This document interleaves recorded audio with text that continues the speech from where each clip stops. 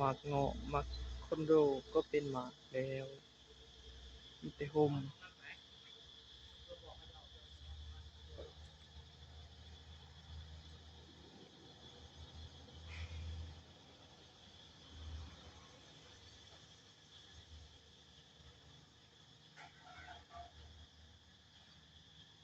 นี่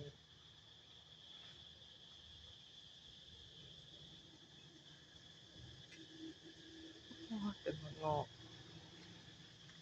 นักเป็นกงเลยฮะคอนโดเป็นอื่นฮอดแล้ววัดค้อนสวรรค์บ้านดอนกัวเหนือ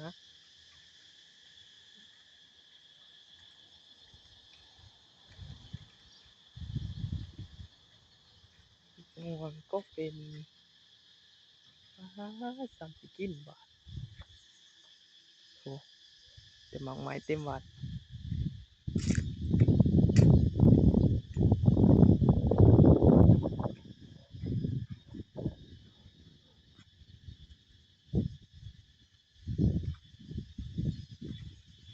วัดที่เคยอยู่ตอนเป็นโจ๊ะ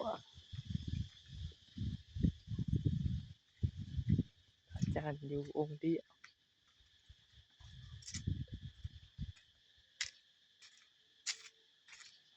ตอนตะกี้ขี่คานหดหนาขึ้นนะสีดา